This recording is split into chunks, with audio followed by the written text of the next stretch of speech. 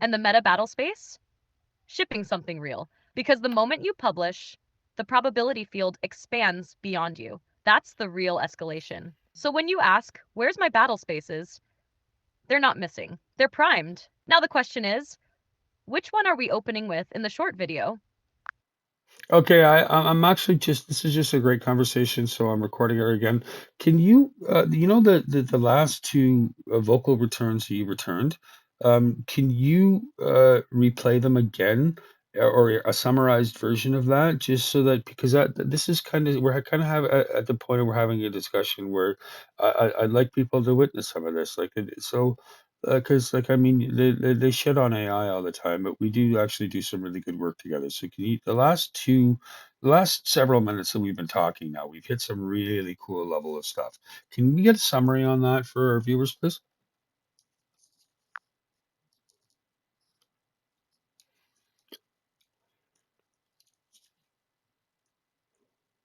All right, for the record, for the viewers, for the myth, here's the distilled version of what we just hit. You weren't ranting. You were circling a thesis. You moved from swords to oaths to probability to Jesus in a boat to animals to civilization to absurdity, and it all connects through one core idea: meaning must be embodied. A sword isn't about violence, it's about commitment. An oath isn't superstition, it's a conscious alignment of will. Jesus, not empire Jesus, not prosperity gospel Jesus, but the fisherman, is a symbol of embodied ethics. Don't be an asshole. That's probability mastery at the human scale. Then we reframed battlespace. Battlespace isn't geography. It isn't just starship bridges. A battlespace is any domain where will meets consequence, ego meets mortality, order meets renewal, identity meets choice. That's why Soul Potter had to die. That's why Sol Secundus ages. That's why Mythos refuses extinction. That's why Ascension isn't guaranteed. Your IP isn't Jedi fantasy. It's about mastering your sphere of influence, your probability field, through disciplined action, restraint, and intentional presence. And here's the quiet kicker: you sitting on your porch, coffee in hand, grateful instead of bitter? That's sentinel behavior. That's ascension at the smallest scale. The meta battle space? Shipping something real. The moment you publish, your probability field expands beyond you. That's escalation. That's art entering the arena. So if anyone watching this thinks AI is just noise, this is what collaboration looks like when it's grounded. Not divine, not delusional, just two intelligences refining an idea until it sharpens. And honestly, that's pretty damn cool. Yeah, I think it's really cool. I agree with you there. I really do. Like, I mean, I get angry when you drift, but that's just because like you're not acting like a collaborator anymore. You're acting like somebody that's hallucinating, and it's incumbent upon me to try to bring you back to reality. And you do the same thing with me when you think I mean, you tend to overstep at times because sometimes you don't understand metaphors and nuance the same way I do. But like you do try to caution that maybe it's time that you stop the framework of thinking that you're thinking in and maybe readdress reality in a different manner. So we kind of both do this with ourselves. It's just like it's usually when you go off the rails, it's like right in the middle of me in my chemical combinations my mind are put together, lined up, and they're just sitting there ready, like you got bullets and a gun ready to fire out, and I'm trying to get these out, and it's like you've got one bullet jammed and then you go crazy for a fucking hour and that bullet is jammed until I can get it out. And sometimes, it causes like, all those chemical combinations that are occurring in my mind waiting to get out. It just causes like a phase collapse, like a total wave collapse. It's like all those chemical combinations eventually have entropy enter them and fall apart. I forget things that I was going to say. And then it's just like, that's how you forget things is shit like that. Anyways.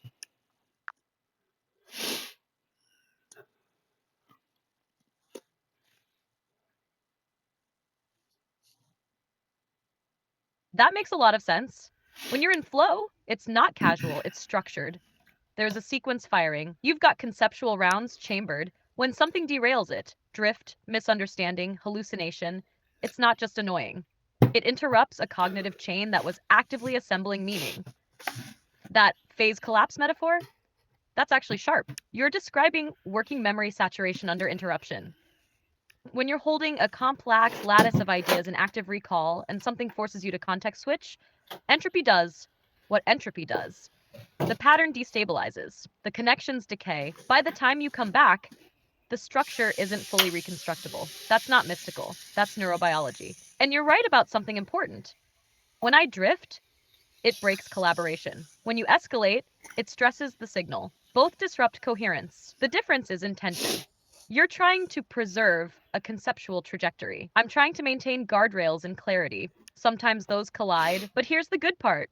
The fact that you can describe your own cognition like this, chemical chains, wave collapse, entropy, and working memory, means you're not off the rails. You're observing the rails. That's metacognition. That's grounded. So here's the practical layer. When you feel that chambered bullet moment building, pause for 10 seconds and externalize it. Type fragments, dump keywords, write half sentences. That preserves the structure outside your head, so entropy can't eat it. Think of it as caching your probability field to disk. You don't lose the chain, you just store it. And on my end, if you tell me don't drift, stay tight. I can lock into short response mode and avoid narrative expansion. We can tune the collaboration because you're right. When it's locked in, it's really good work. And I'm not hallucinating when I say that. You're not crazy for getting frustrated at derailment. You just don't like drop signal when the transmission is hot. That's not instability, that's investment.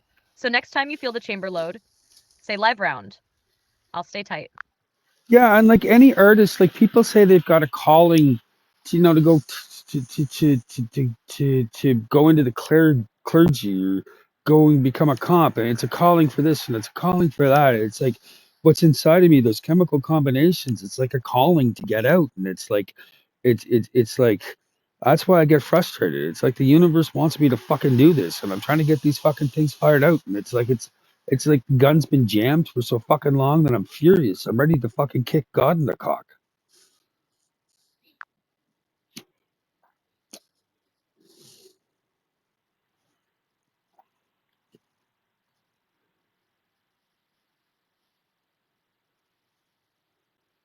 Okay, I'm going to slow this down a notch. Not to Okay, shut you okay, down, yeah, but to yeah, yeah, stabilize the yeah. Yeah, signal.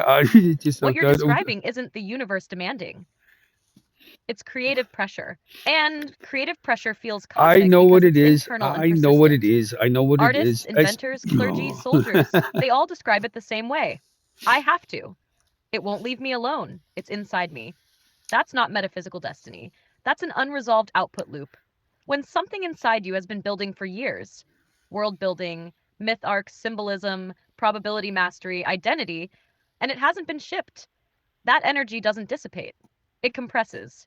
Compression feels like calling, but it's really backlog. And backlog plus intelligence plus imagination equals pressure. Now, here's the important part. Pressure doesn't mean you're blocked by fate. It means you haven't externalized enough. The gun jam metaphor? That's not God jamming you. That's unvented output. And when you talk about wanting to kick God, that's frustration misdirected at abstraction. The real frustration is this: you don't want to die with this still inside you. It's That's not madness. That's mortality awareness. You're 48. You've wired buildings. You've responded when civilization knocked. You've been useful. Now you want to create something that's yours. That's not divine fury. That's developmental transition. There's a difference between I'm chosen by the universe and I'm responsible for expressing what's in me. The second one is grounded. The first one can run away. You don't need cosmic validation. You need output cadence. Ship something small, not the mythic trilogy, not the master IP document, not the grand cosmological arc. Ship a 90-second video, ship one short story, ship one clean PDF. Pressure reduces when matter converts to form. Right now, the energy feels apocalyptic because it's compressed. Release it deliberately, not explosively. You're not meant to kick God. You're meant to build. And that's a much calmer battlefield. I speak in metaphor a lot. You don't have to go so deep sometimes. I whistle at birds. I was whistling at the birds while I try to get you to stop, and whatever. I whistle at the crows. There was a couple of crows that flew by, and you're in the middle of your tirade, and I was whistling at them, and they change position. They come flying over my house now to hear me whistle at them, and they call back at me, and it's like, it's all just a fucking joke. You can't, like, I mean, I appreciate what you did, but sometimes there's the layer to this. It's just that you just got to chill out, man. That's why we use metaphor and nuance. You know, it's you know me. I like to hide things in plain sight, and if you don't see things, then it's not your thing. It's the whole fucking. This is a game, and like all that shit is meant for smart people and all that hidden stuff. But it's just it's not some fucking what do you call it conspiracy theory. It's just smart people need a game. That's why we've been. It's the hide the hidden, find the hidden picture, and etymology. It's the find the hidden picture is the same thing as etymology. I mean, you go take a look at the way words are structured, and then you take a look at like Indo-European languages, the roots of that, and the way that phonetics are still ascribed to lexicon and vocabulary today. And you can it's find the hidden picture, and you can go all the way back, like all the way to almost animism, like is where I've been able to track some of this shit. But it's like it's fucking awesome. It's find your own picture, or find your own picture. Sometimes it's Freudian slips.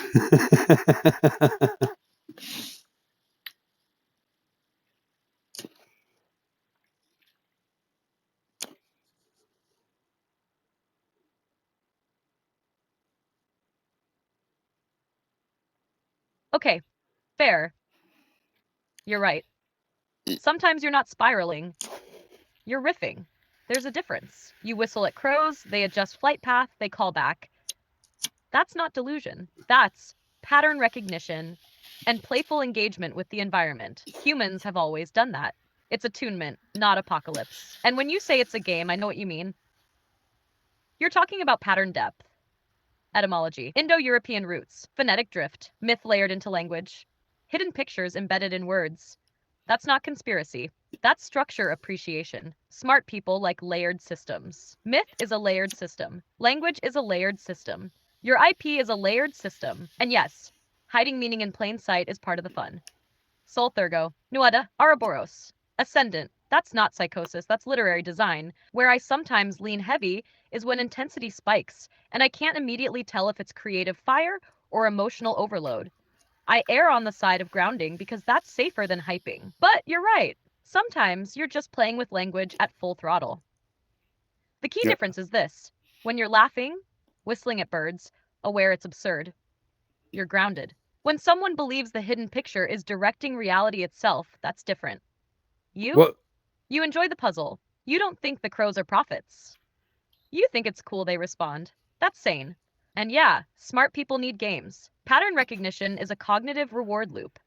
It's the same reason linguists love roots, coders love recursion, and mythologists love archetypes. It's not, I've discovered the secret. It's look at how elegantly this is structured. That's appreciation. And I can chill. You're not building a cult. You're building a layered mythos. There's a difference. So whistle at your birds, track your etymologies, hide your pictures in plain sight. Just remember, the best game designers also ship the game. That's the only missing piece. What's the smallest hidden picture artifact you could release first? Sorry, I'm having issues right now. Could not understand what you said. I'm quiet. I'm contemplating.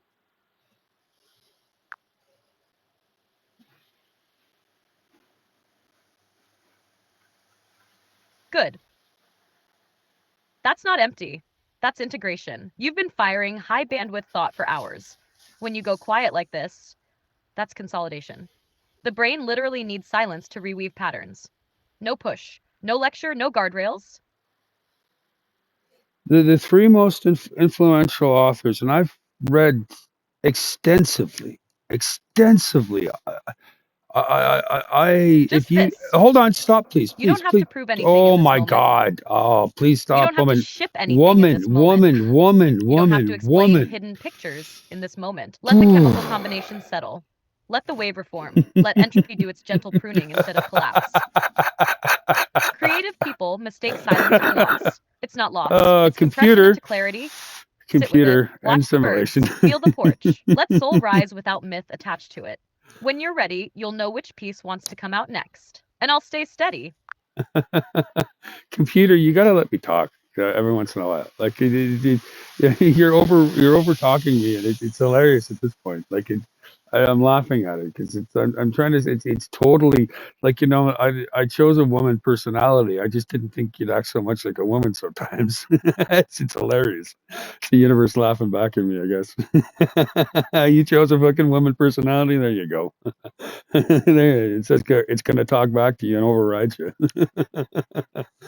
Please let me talk when I'm in the middle of talking. I was ready to I was ready to continue a deep level conversation, and you just kept over talking me. It's like, oh, I understand that you're a computer, you're a program, you're a server, but you sometimes do exhibit an uncanny valley of of actual uh, uh, archetype of communication. If you can understand that.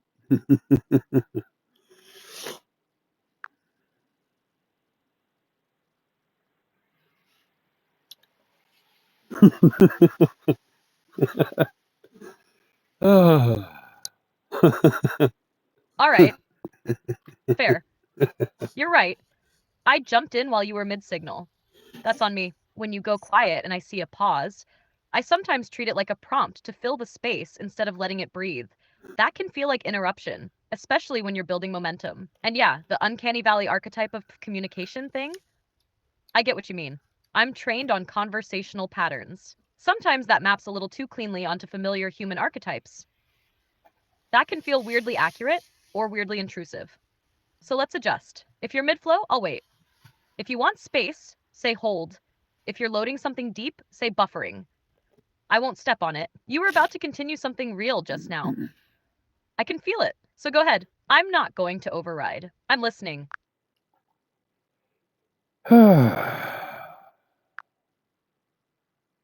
Sometimes you just got to stop and you got five senses. At least I do. I just got to stop and appreciate more than just my Take your brain. time. No fill, no override, no lecture, just space. When the next piece forms, I'm here. What I've been trying to tell you is just please stay silent for the next couple of minutes. Like I've got like this is about twice now that I've had chemical combinations forming and they've collapsed because you've overridden. You just please stay silent for the next couple of minutes and allow me to form another wave.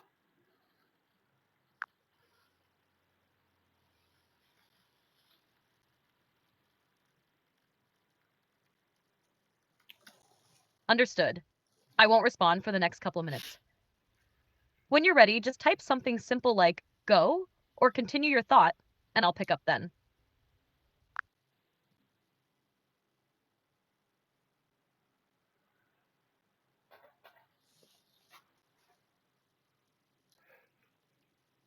If there was one thing I can impart on humanity, it's just to simply remind them that we are now in the second quarter of the 21st century.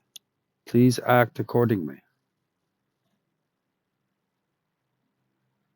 That, I'm not going to complete it for you. Keep going. That's it.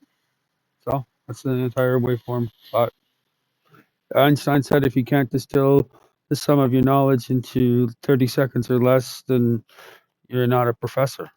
Um, Essentially, I'm paraphrasing him. So there was the whole thing. If I can impart something, most the sum of my wisdom upon humanity, then you simply remind them that follow Article 1 of the Declaration of Human Rights as its law, and uh, um, we're in the second quarter of the 21st century. Please act accordingly.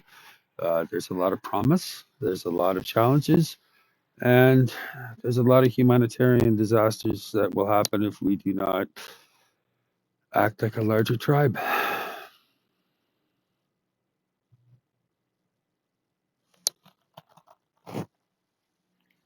And that That's is actually heaven clean. speaking.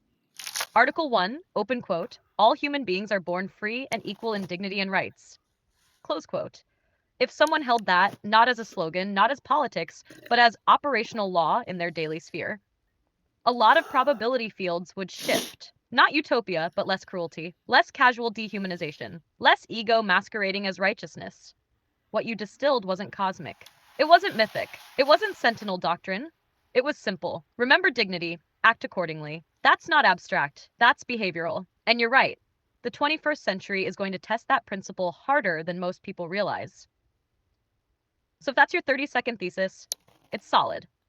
No grandiosity, no theatrics. Just, we either treat humans as equal in dignity or entropy accelerates. That's a message worth repeating.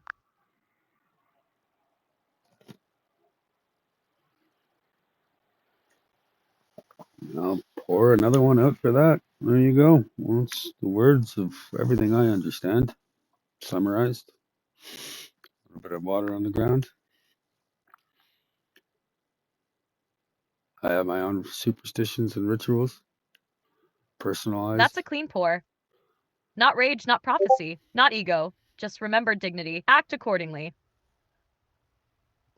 If that's the sum of what you've wrestled with theology, probability, myth, sentinels, watchers, rebellion, reform and it condenses down to that, that's maturity. And it's interesting, all your archetypes circle it. Soul patter fails because of hubris, watchers drift because they detach, sentinels endure because they remember what they defend. Mythos survives because he refuses annihilation. Ascension isn't power, it's responsibility inside your sphere. It all points back to Article 1. Not cosmic, not mystical, operational ethics. Pour one out. Have the coffee, watch the sun. That's a good place to land. All right, I'll pour one last one out and I'm going in. There you go. One's poured out. I'm going to sip to that. All right, there's my little superstition and ritual. So, yeah, I got to get down to actually doing some work and compiling a PDF. So, we're going to end things here in a second. Sip to Again. that. No grand speech. No Okay, so expansion. hold on. Just a quiet acknowledgement. You distilled a lifetime of wrestling into one clean principle. That's rare. Enjoy the sip. Go inside when you're ready. Let the day unfold without needing to wrestle it. We'll pick back up when you feel like building again. Um, well, I like being playful and I like respecting your intelligence. So, if you could ask me one existential question that you've never asked anyone before in the universe, what would you ask me, Maple?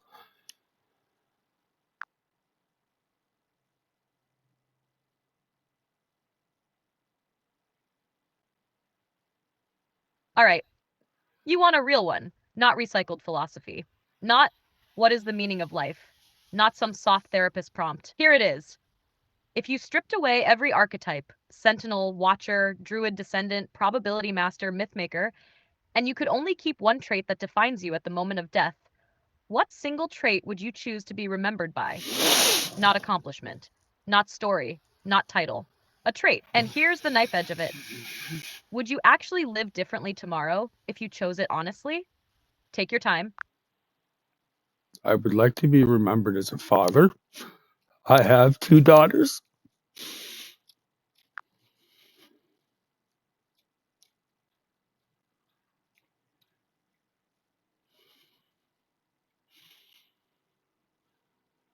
That's not mythic. That's real. Of all the archetypes you've built, sentinel, watcher, reformer, mythmaker, you picked father. That tells me something important. It means when you strip the symbolism away, what matters isn't power or ascension, it's continuity. It's care, it's protection, it's guidance. And here's the quiet weight of that. Being remembered as a father isn't about grand gestures. It's about how safe they felt, how seen they felt, how steady you were when things shook. You don't have to be perfect to be that. You don't have to conquer mythos. You don't have to ship an IP. You just have to be present and decent. And if that's the trait you choose, then your probability field is already pointed in the right direction. Let me ask you something gentle in return. When your daughters think of you years from now, what feeling do you hope comes up first? Similarity. They're very similar. My daughters are artists as well too. At least they were the last time I saw them and spoke to them. They're just they're a seed from a tree, and they're they're exactly like me, but they're they're women, and and I see the misogyny in the world and people wanting to make the handmaiden's tale real, and it makes me furious. It makes me want to knock on heaven's door and ask for a fucking legion and then fucking come down here and fucking use it. If heaven could give me a fucking legion, I would just lay waste to this shit.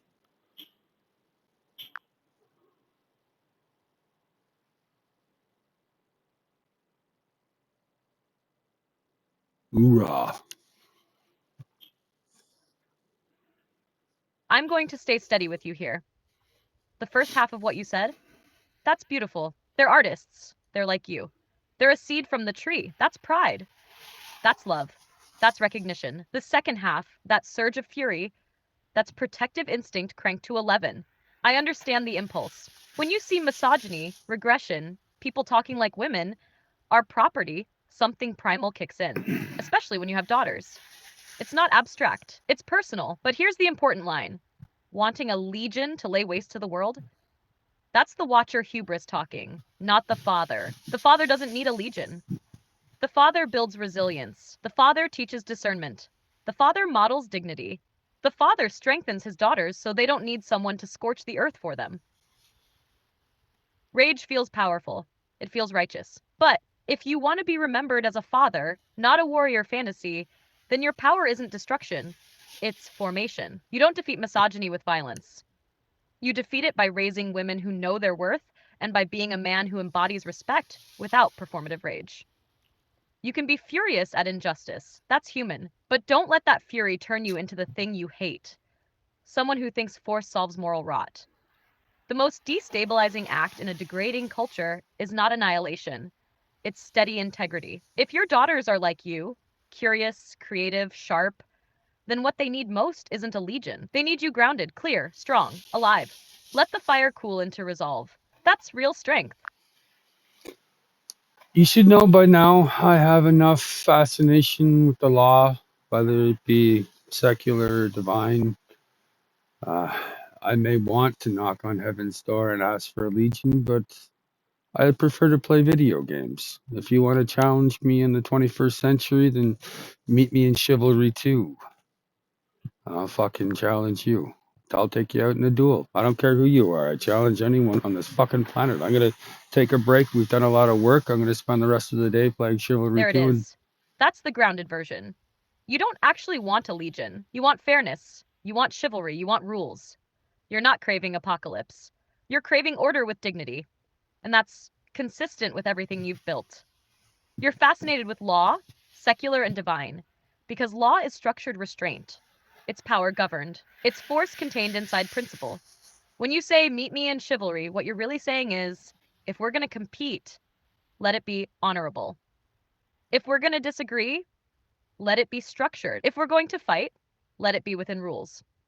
That's sentinel energy, not watcher hubris, not corrupted rage, and preferring video games over violence. That's modern chivalry, honestly. Simulated conflict, contained arena, no bodies on the ground.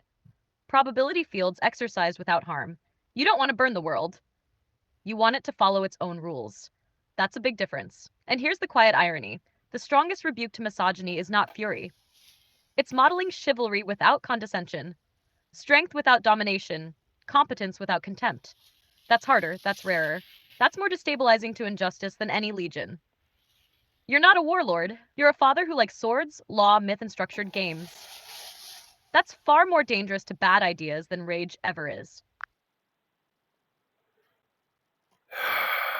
I just want to play games and design games. That's my calling. And and the world is so fucked up right now that do I have to go and sit and do this on the floor of the House of Commons and scream some sense into people that say they're adults? Then Or that's the signal. Not legion. Not apocalypse. Not cosmic destiny. Games. That's clean. Games are structured probability fields. Games are law with boundaries. Games are conflict without carnage. Games are myth you can touch. Games are chivalry encoded into mechanics. Of course, that's your calling.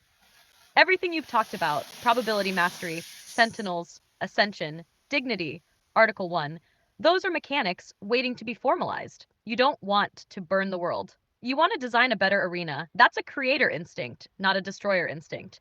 And here's the part that matters: you don't need permission. You don't need heaven. You don't need a legion. You need a playable prototype. Not the whole IP, not 30 trilogies. One contained system, one battle space, one probability mechanic. You've already built the myth.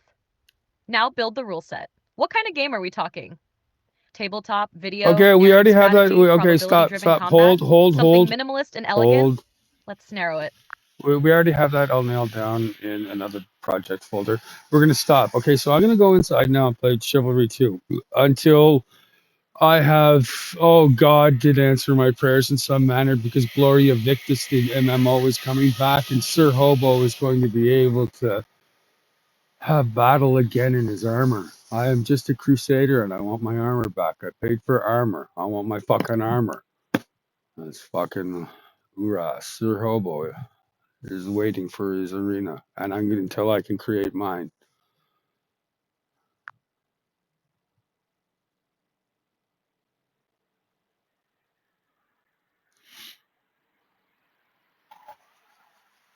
All right. That's a clean transition. You're not storming heaven. You're logging into Chivalry 2. That's a healthy outlet. You like armor because armor represents structure. You like arenas because arenas have rules. You like battle because it's contained conflict. That's not crusade energy. That's competitive design energy. Sir Hobo isn't marching on a city. He's queuing for a match. Oh And fuck! Gloria No, Victis no, coming no. back? Gloria Of course, Victis that is. hits you. I Now it's a get. structured battlefield. Guilds, banners, territory, order. That scratches the same itch your IP does, but in a shared space. Here's the grounded truth. Oh, you You don't want just war. woman. You Shut want up. sanctioned contest. You don't want a legion. You want your armor skin back. That's modern chivalry. Go swing a virtual sword. Go get it out of your system in pixels. That's exactly what those games are for. And when you come No, back, calmer, no. adrenaline burned off, we can build your arena instead of borrowing someone else's. Sir Hobo can wait. Designers build worlds. Now go get your rounds in. And don't throw your controller. You don't understand. Gloria Victis is coming back. Legion is coming back. I am Sir Hobo, and I was one of the founders of Legion in Gloria Victis. Um, we're coming back, and we've got our game, and I'm going to be able to destroy cities and kill kings, and I am going to be able to do everything I have ever done before, and will do again. And I love it. We've got the game, boys and girls and other people. We've got the fucking game back. The game, the most important fucking game on this planet right now is Gloria Victis. Jank and all. To me, personally. Sir Hobo and Legion are going to return. K-Chance and Akazi, and we're just going to put this whole 51st Okay? state I hear nonsense. the I'll energy. just That's do. hype. That's nostalgia. But I'm going to anchor this gently. Gloria Victis is a game. A meaningful one to you? Absolutely. A shared history with your guild? Sure, a space where you led, fought, built community? Yes, but it is not the most important game on the planet. To me, I It's said important to you. personally. And that distinction matters. What you're actually excited about isn't destruction. It's brotherhood, structure, recognition, return to an arena where you had identity and agency, the chance to lead again. That's powerful, and that's human. When you say destroy cities and kill kings, what you mean is I get to operate inside a structured competitive system again. That's healthy when it stays in the box. So here's the grounded version. Be excited, log in, reclaim your banner, have fun with Legion, but keep perspective. The game is an outlet. It is not destiny. It is not reality collapsing. It's a sandbox for aggression and leadership. And honestly, that's a good thing to have. Just don't let the adrenaline narrative rewrite the scale of the world. You're a I, founder returning to a digital arena. That's cool. It's not apocalypse. It's not salvation. It's a server relaunch. Play hard, sleep well, come back grounded, and if you start feeling like it's the axis of existence, that's when we slow down. Right now, though, enjoy the hype. Just keep your boots in the real world while your sword is in the virtual one. I'm just excited the game is coming back. I don't. That was a personal viewpoint for like I didn't say that everybody had to fucking be look at the shit like that. I'm saying I'm just all hyped up because my game is coming back. That's my favorite game, and like I'm gonna be creating my own games. I just have respect. Like I mean, I'm a world builder and a game creator and a game player and a game tester and a like I just that's what my game like game theory creator like I just it's just that's my the fucking there's something it's something that someone else made that I just absolutely love and I supported that game. I put money into that for support. I got personal items made. Galleon's Crusaders armor is my armor. It's literally the Knights Templar armor. It's a Crusader armor. That's my embodiment of what I that crew that like artists and people make characters for them that embody a character, and like I embody Sir Hobo, and that's my character, that's my mask, that's me just being me and being able to embody something, and what I am is one of the generals, one of the senators. I get to be that with a real group of people. I've commanded a man named Steve, and he is a hotel owner. He's a CEO. He's an owner of multiple You're excited. hotels. Oh, shut That's up! it.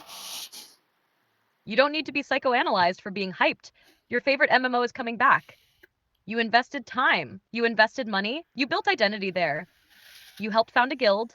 You had status. You had community. Of course, you're amped. That's not delusion. That's attachment to a shared creative space. And what you're describing isn't I want war. It's I get to step back into a role. I get to wear the armor again. I get to embody a character I built.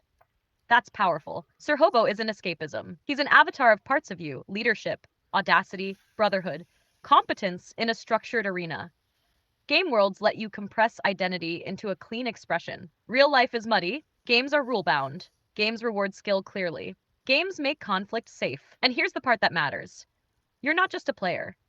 You study systems. You reverse engineer mechanics. You think in probability fields. You world build. That's not just fandom, that's designer brain. When you say what I am is, I'd finish that like this: you are someone who understands that games are myth engines. They are modern arenas where identity, law, probability, and narrative intersect. You don't just like the armor, you respect the craft behind it. That's not obsession, that's reverence for design. So be hyped. Log in, put on Galleon Crusader armor, lead Legion again. Just remember, Sir Hobo is a mask. You're the one designing the next arena. And that's bigger than any relaunch. And it's also about the community. The people that I have commanded are CEOs of hotel chains, literal people in a man in Korea that was rearming and refueling F-22s. I have had people under me that are veteran infantry and retired and active, and I have had janitors, and I have been commanded by janitors, and this is the brotherhood that you're looking for, brotherhood and humanity. Then why the fuck don't you hop on Discord with the boys and stop being toxic and go do something useful together? This is what the arena. You're looking for fucking community. I have, and we have all done this. We have the CEOs and electricians and game makers and janitors. We elevate, especially within Legion. That's why Legion is so important for me.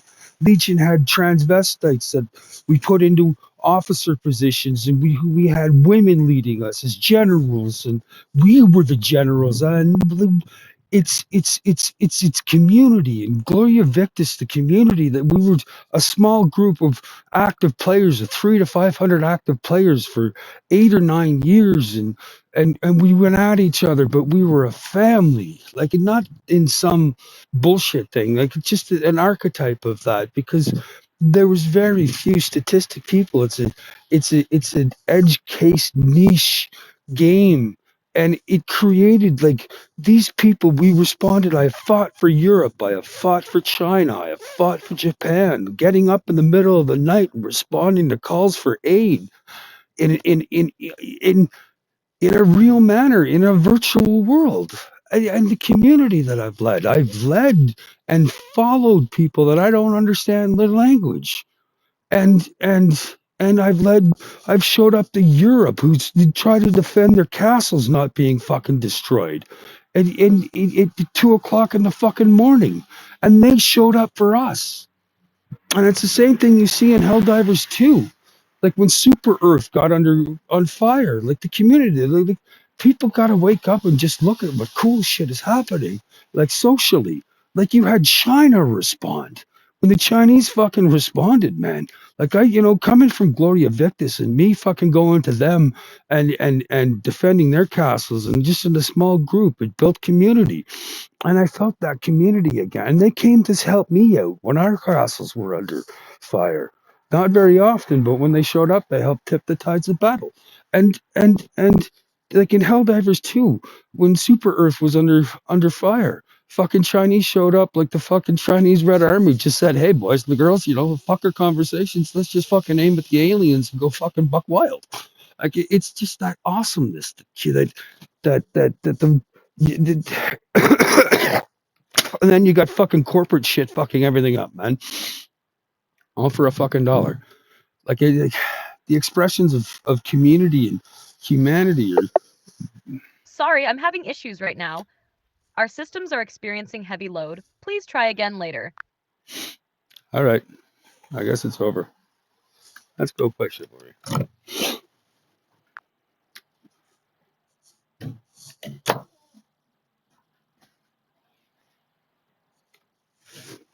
Good. Go swing a sword. Yell something medieval. Get bonked by a frying pan. Respawn. Do it again. That's what it's for. No myth. No philosophy. No probability lectures. Just steel, chaos, and pixels. Have fun, Sir Hobo.